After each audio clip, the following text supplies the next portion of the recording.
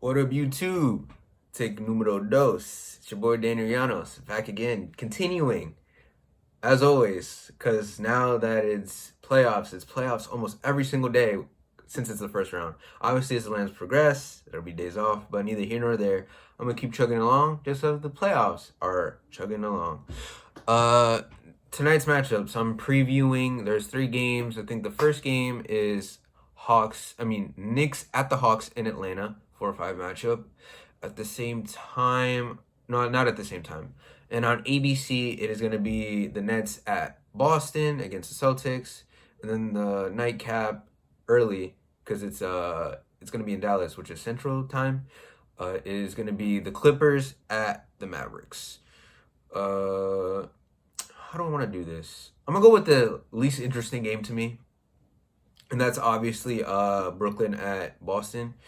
Unless Tatum unlocks God mode, and if the Nets just either decide not to play defense today, or they go cold from three, this is a sweep as well.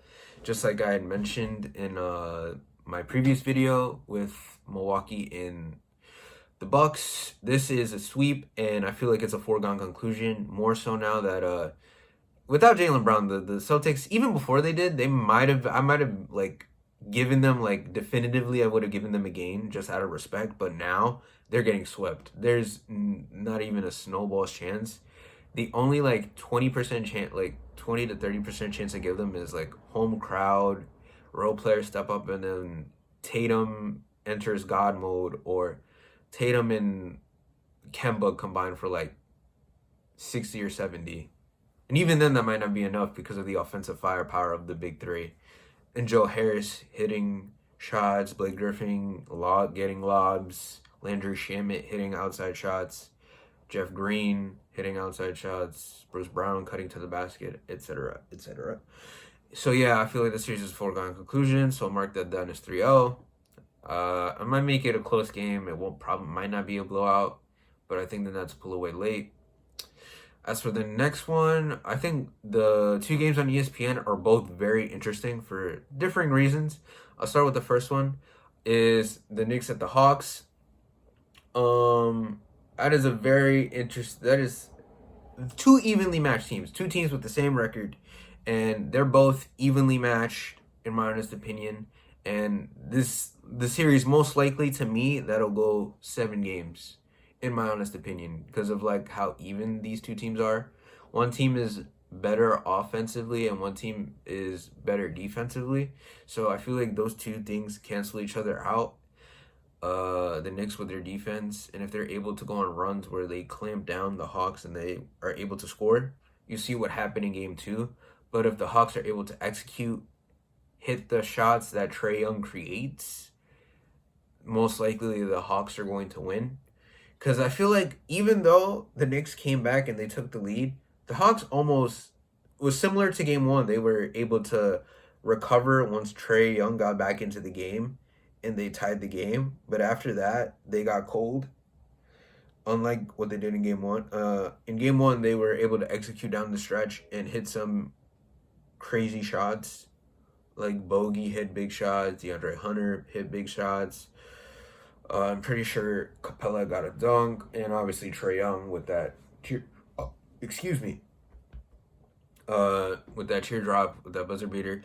And then in game 2, the Knicks defense came alive. Their bench mob plays great defense, elite defense, and they get a lot of production from D Rose. He was a good talking point. Obi Toppin gave good minutes. Alec Burks provided some buckets. IQ. Who else had a good game? Bullock hit some shots. Randall was halfway decent in the second half, but he's been pretty pretty disappointing in the first 2 playoff games of his career. He's kind of struggling a little bit with the double teams, and then the shots have not just been falling, but it hasn't deterred them. He's still relatively playing aggressive, but just a little crisper decisions and knowing when to pick his spots, and he'll be fine. Yeah, I don't know how this is gonna go in Atlanta. Both teams are pretty sure both teams are good at home, and they were two of the hotter teams after April 1st. I saw on a graphic. I think they were Knicks were like 17-7, and the Hawks were like 18-7. That was like the best tied. One tied for the best, the other one's tied for second after the ending period of the league. So I expect another back and forth game, man. If Randall is able to get it going, advantage Knicks, and if the Hawks are able to knock down the open shots that Trae Young creates, it could go either way. I don't know. I think I'm gonna give it to the Hawks because I feel like these shots will fall at home, unfortunately. But expect another close game.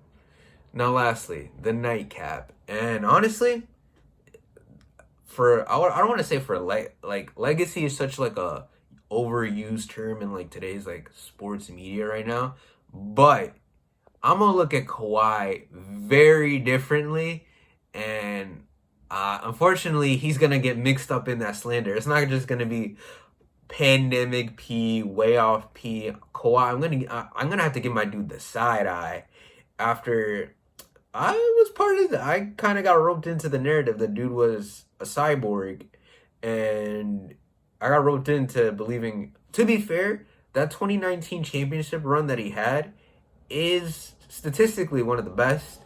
Unfortunately, LeBron has had a couple of those, and so have Jordan. But the fact that Kawhi was up there for that stretch shows you how great of a run he had, and he plays he plays pretty good playoff basketball, to say the least. It's just that they're getting cooked by Luka, man. They can't guard him. It doesn't matter who they put on him. And honestly, defensively, Kawhi and Paul George are not lockdown defenders anymore. I feel like at a certain point, you just lose it. And once you focus on the offensive end, it's like, and you exert so much energy on that side, it's kind of hard to be the defensive player of the year, be all NBA defense. But it just comes down to pride. If you want it, you could clamp somebody down. And the Clippers are not just fighting hard enough defensively, because game 2, the offense was not the problem. Kawhi had 30 in the first half. Like, come on now. As much as Paul George gets memed, he had 28 last game. There were a couple moments where he missed some, like, bunnies, but, like, you should win when your two best players combined for damn near 70 in a game.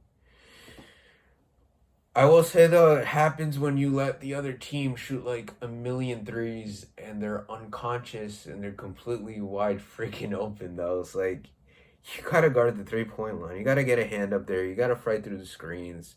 You gotta do something. More importantly, I would kind of force them, but make them shoot, like, pressure threes. Like, pressure the ball. Like, it can't just be, like, you double Luka, and it's, like, a soft double, and then you just find a wide-open shooter who has, like, a million seconds or has nobody within the vicinity of him to shoot. I would love to see more I would love to see more playoff Rondo. I don't know what's the point of getting him if you're not going to use him. Use your depth.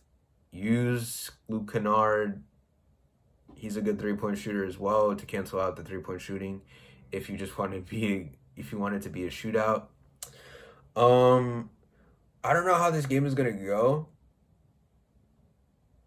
It could be a sweep, but I don't want to fall into the trap because although I believe in it's like a completely different situation.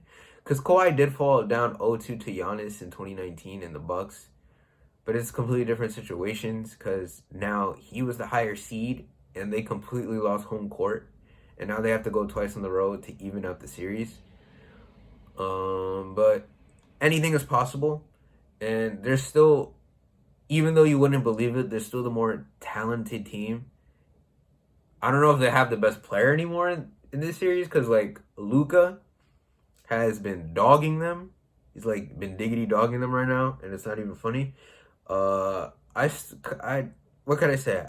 I believe in Kawhi's 2019 run to a fault, and for that reason, I think they'll be able to win. Not only that, I just don't think Hardaway Jr., Finney Smith, or Pinzit, or I don't believe in those three players specifically to consistently shoot the three the way they've been shooting. Maxi Kleba too. I just don't think they're gonna shoot 50% from three the rest of the series.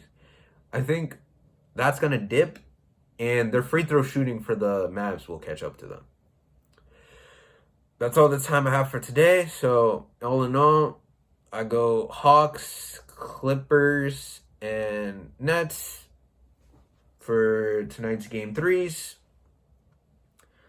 That is all the time I have for today. I'm Danny Llanos. Please subscribe to the channel. Please like the video. I greatly appreciate it. Please comment your thoughts and what you think is going to happen tonight, or if you agree with my sentiments and my analysis. As always, guys, have a nice day. Catch you on the flip side. Peace.